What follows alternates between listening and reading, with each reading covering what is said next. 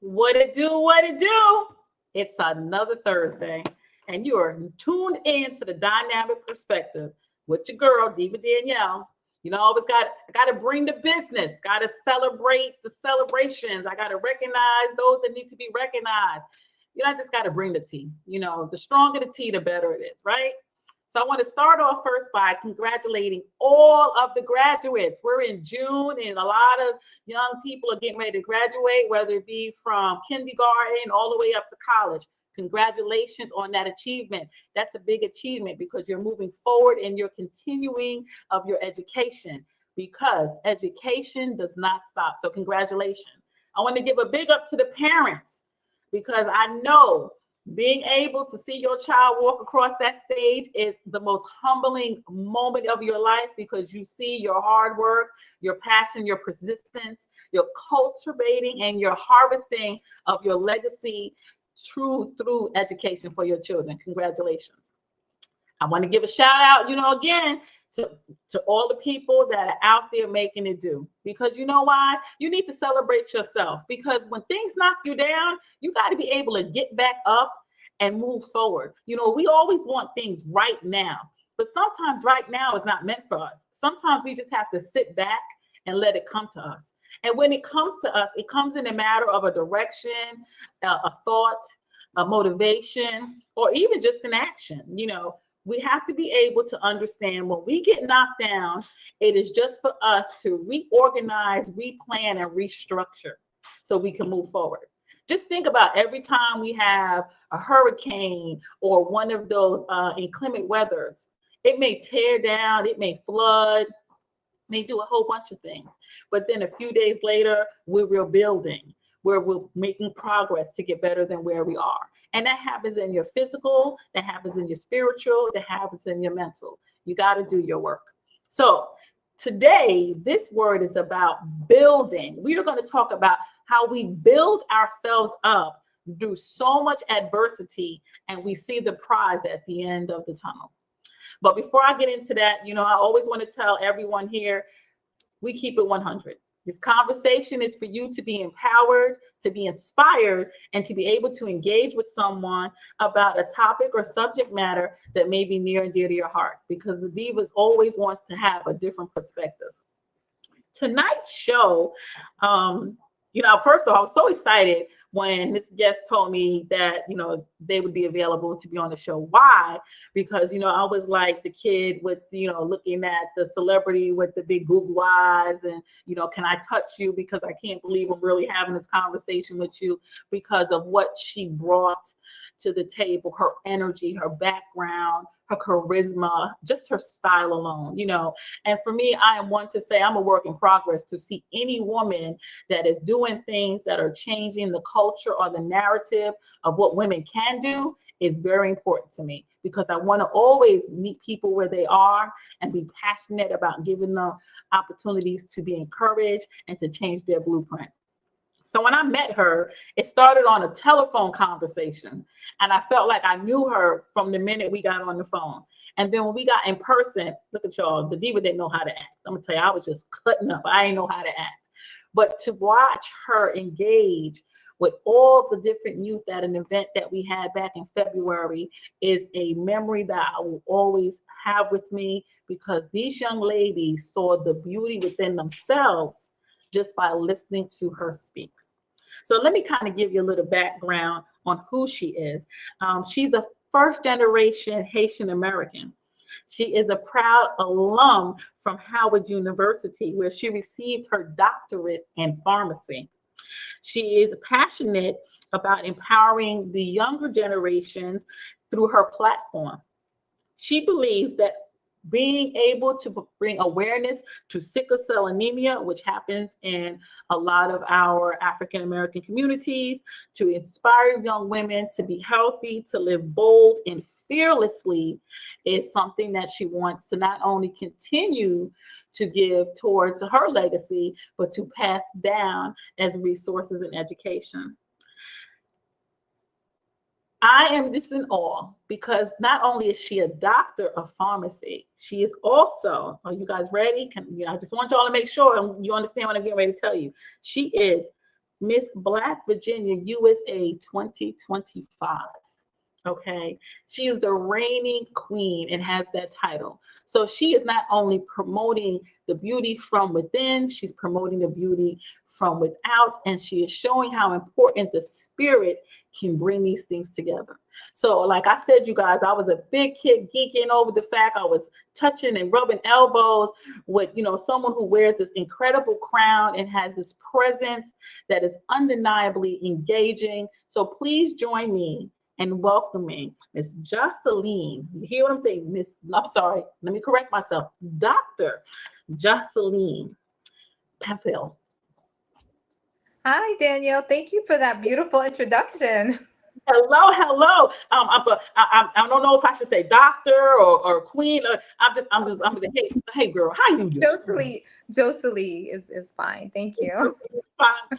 So, like I said, when we first talked on the phone, to have you come to that event in February about I Love Me Too just signified how important your presence are to a community of young ladies who are unsure of their worth and how they need to move forward and progress in whatever life situations that they put forth them. Yeah. And the age groups of all the different women that you saw that weekend, they were so touched just by taking a picture or getting a hug from you, watching their moms interact with you, watching grandparents, want to come and speak to you and know your story, made me realize that your presence is going to bestow so much blessings beyond this day and beyond days down the road. So I'm glad that you're here on this show with us. So thank you so much. Thank you for having me. Yes, of course. I look, y'all, she wearing the sash, y'all. Pay attention, okay? Look, she's letting you know what's happening right now. Okay. So I got some questions, and I'm not going to go in any particular order because I just really want them to feel the passion that I feel from you when I spoke to you on the phone and when I met you. Okay. So I guess the first question everyone has wanted to know, what inspired you to enter the pageantry world? That's a great question. I would say my desire to use my voice as a for purpose. As a pharmacist, I know firsthand that how important it is to really advocacy for sickle cell anemia, which is my platform.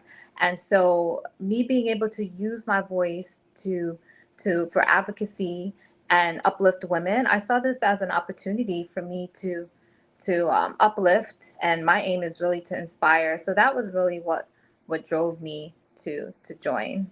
That is absolutely incredible. Now, you said you're a pharmacist. So how did these two things come together? Because I'm sure being a pharmacist is a very critical and pivotal position in today's world, especially when we're talking about all the different medicines and all the things that are out right now in the world. How do you maintain both so equally and eloquently? Yes, actually, it can be challenging. Time management. I feel like right now, it's really allowing me to be more disciplined because as a pharmacist, it's a very demanding and it can be stressful at times. And with this pageant, it involves a lot mentally and physically. And so for me, I think definitely leaning on God, praying, trying to stay grounded, and that definitely helps me. But there are times where I'm like, oh my gosh, this is a lot for me.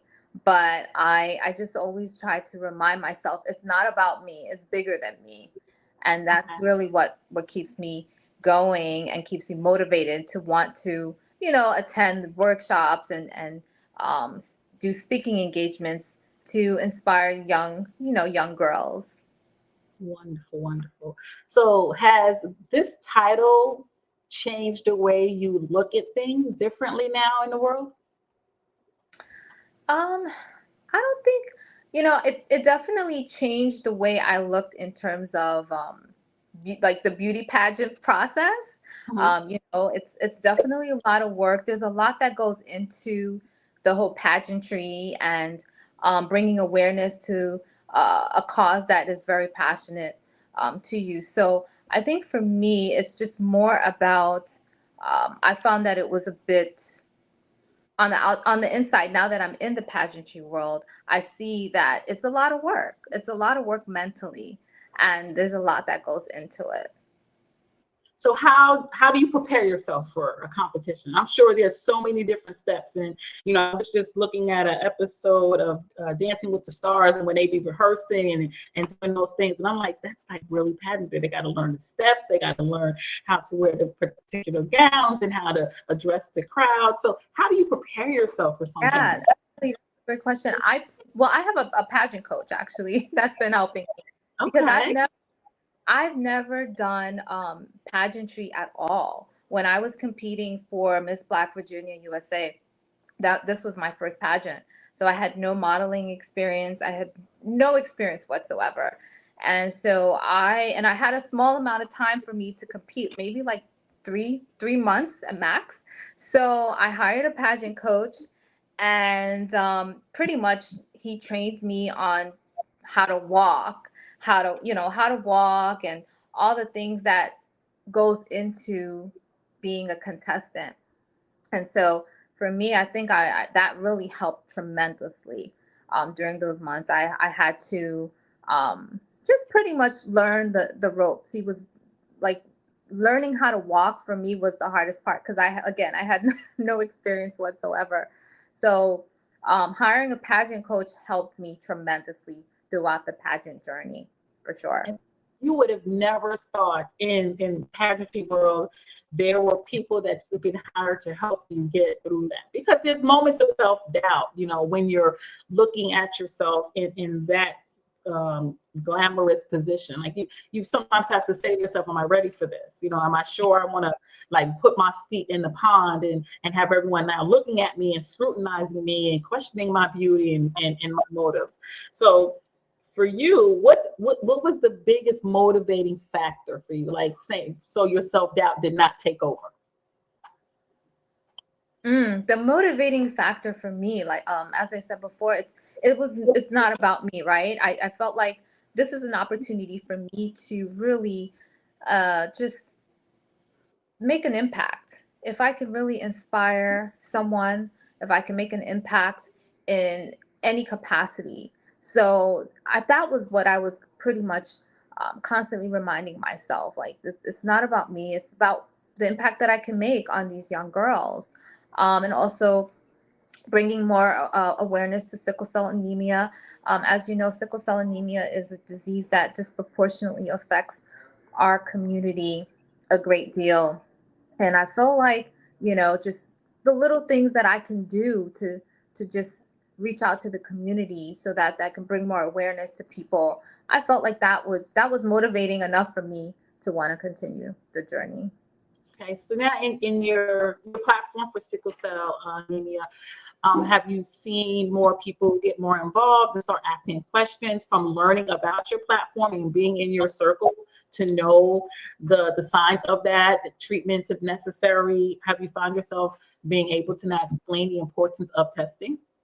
Yeah, definitely. So I'm able to, and I'm still working on partnering with some organizations, just through like doing blood drives. That's very important because a lot of, especially in our community, we don't do a lot of blood drives, and that's very necessary in the sickle cell anemia world. So that's something that I am passionate about, and I'm also trying to work with some organizations and volunteer more to just bring the word out because a lot of people don't know how much of an impact it is in our community.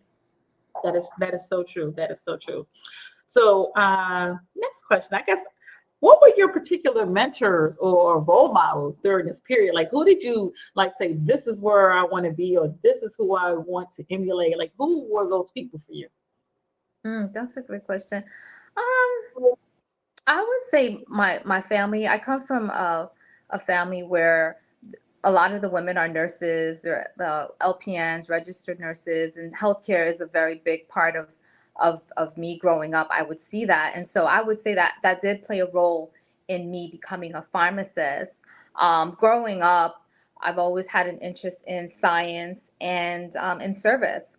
And so I started doing a little bit more research about the field of pharmacy. I wasn't really sure if I wanted to do nursing because a lot of my aunts are nurses, and I was like, I want to do something different. So as I began researching, and I saw that pharmacist is not just about, being behind the counter and dispensing pills. There's pharmacists who work in the pharmacy industry, pharmacists who are professors. And so as I was doing my research, I learned that, this might be a good fit for me becoming a pharmacist. That is wonderful. So, in the pharmacy world, what obstacles do you have to overcome when we're talking about inclusion and representation of women of color in pharmaceutical world? Because you don't never see that.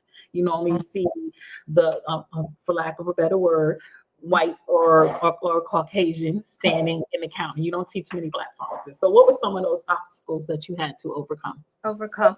That's a good question. I think for me, just pretty much making sure that that my voice was heard, because pharmacists in general is a field where, like, when I started, a lot of times they didn't even see us as um doctors, Right. you know doctor of pharmacy. And so there were times where pharmacists weren't really respected in the healthcare field. It was just so for me, I was just making sure that I'm being heard.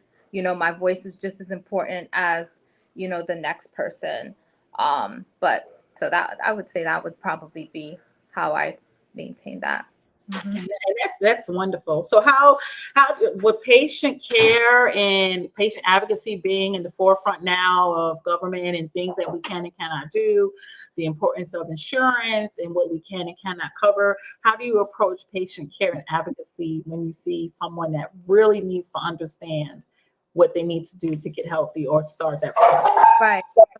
I would say for me, it's rooted in empathy for me. Making sure that I inform that the patients are understand their medications, they understand how important it is for them to take their medications. Especially there's so many patients that um, don't really understand why they have to take it a certain time, why they have to take it for the period that they have to take a certain medication. And so I feel like it's so important for us to educate the patients on their medications. That's something that a lot of us, take for granted. That is true. And I think another big issue that's going on is the cost of taking these prescriptions and being able to pay for them. And as you mentioned, in our communities, sickle cell is not something we talk about. It's not dinner table conversation. You always find out very late when someone is suffering with sickle cell, or if it's been genetically passed down to someone else. Mhm. How does now, with all of the things that's going on in legislation, do you see that sickle cell is going to be able to be more well received as far as receiving research and funding for more studies on that? Yeah, there has over the last couple of years, there has been a lot of research that's been going on with sickle cell anemia. There's a lot of more research. There's even I'm not sure. I don't want to quote that. The FDA did come up with a well, I'm not 100% sure on that with the FDA, but there has been much more research now than there has been ever before, especially with stem cells that's going on. So I think there's been an increase in definitely bringing it out more awareness to this disease for sure. And that's something that I would like to do in the future, is just kind of, um, talk about this in the legislative, and see how much more we can do in the community to bring more awareness to this disease. Absolutely, absolutely. Um, what is so inspiring with you is that you have tackled really two different titles that affect two different communities, and it kind of run kind of gambit together, right? When we look at A lot of our young women now who are concerned about their looks or body shaming or not feeling the value within themselves, right? So you being in the pageantry, them seeing you, touching you, being able to communicate with you has changed a lot of thought pattern from that, right? Mm-hmm. Being on the pharmaceutical side, dealing with medicine, you've also given young ladies now an opportunity to say, I can do both of these. I can change lives both ways, right?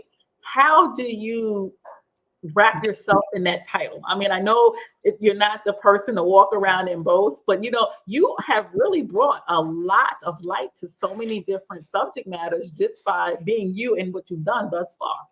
Yeah, thank you. So with my platform, Inspired to Heal and Lead, I feel like this is so important for young women. Like you said, the workshop that I attended that you invited me, just being able um, to attend the I Love Me Too conference and see the faces of these young girls was just so it just was a good feeling for me. It was very inspiring for me to see. And so I want to continue to do more, volunteer more, and bring more awareness for this platform. Well, of course, you can include the diva in whatever you need done because it is all about awareness. So now, with all that you got going on, how do you have any downtime? Because you're busy. You got life happening, right? What is your downtime? What is are you the fuzzy slipper with the book and on the couch, or are you like kind of binge watching a Right. show? What is your downtime? Right. Oh my gosh, downtime. I don't even know what that means Oh anymore. my Lord. I mean, the little time that I have, I pretty much just try to sleep. I try to get Okay. as much sleep as I can. Try to spend time with uh, loved ones. That's very important for me. Just spending time with close family, friends. The little bit of travel that I could do to see them because my family lives out of state. So, but it's hard. I try to just yeah, get as much sleep as I can. Is Okay. really what I'm trying to do. I'm trying to do right now. Um, Look, I'm not mad at you. I mean, but I think you drove 3 hours to be at our event that day, and the weather was nasty on top of that, and you came and just brought this ray of sunshine. So I definitely understand what you mean about going home and going to sleep. yeah, Um, the time and- management is it's so important, and that's one of the things that just this pageant journey has taught me is just the discipline okay. and time management is just really being able to juggle, working 40 hours a week and also trying to take care of myself mentally. And there are duties that is required of me as Miss Black Virginia USA. And so, attending workshops, partnering with local organizations, speaking engagements. So those are all of, responsibilities that I have to fulfill, as well as the responsibilities of being a healthcare professional. So time Okay. management is something that Management. That's what you got. Time management.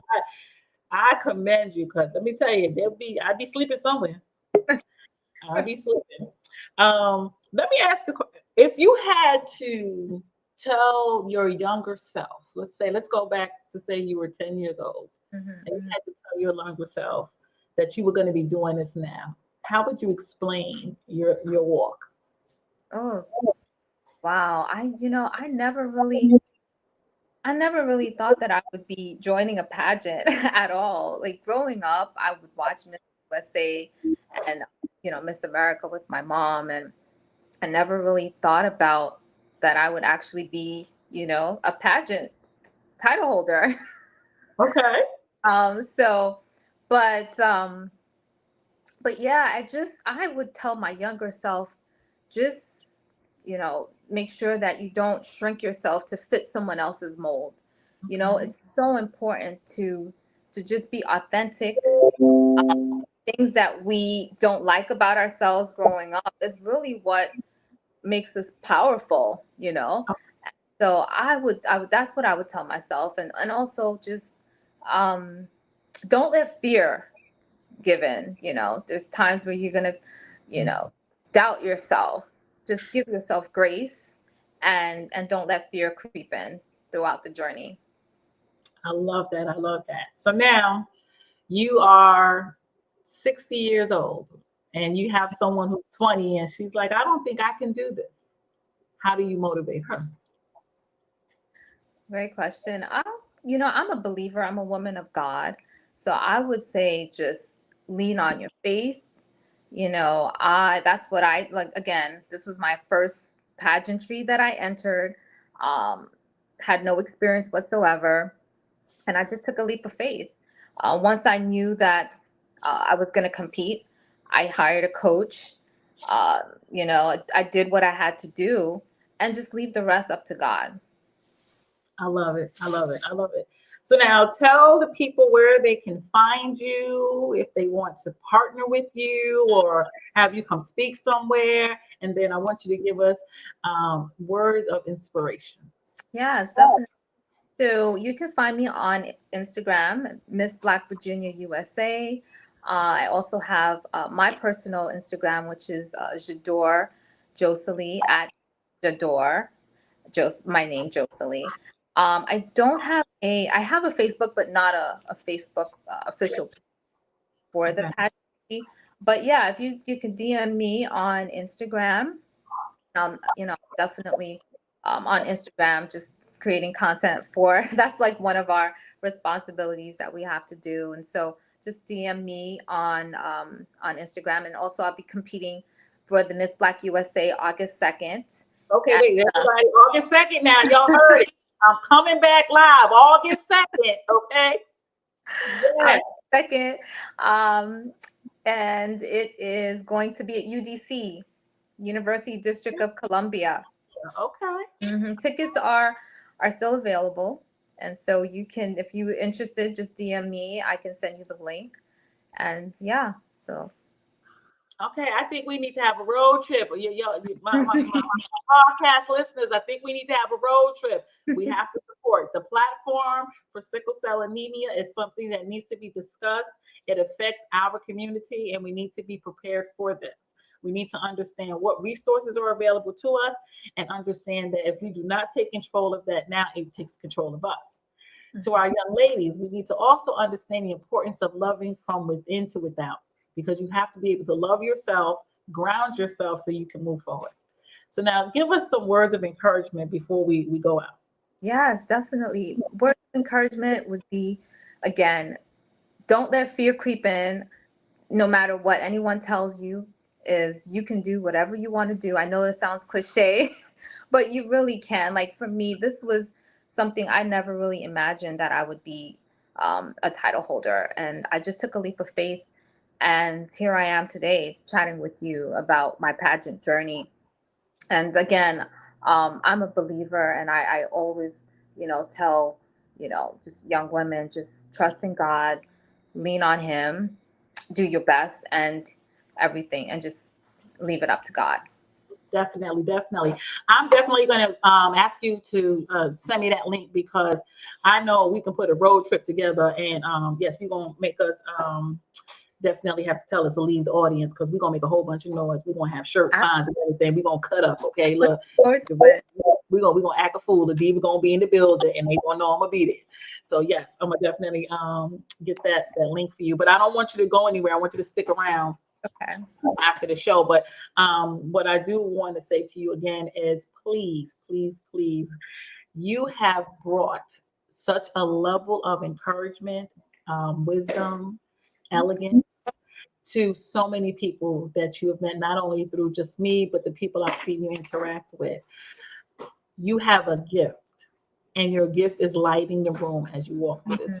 Oh, thank Your you. passion is moving forward in so many different ways, and being able to embody that, and these two worlds that you're working in is absolutely amazing.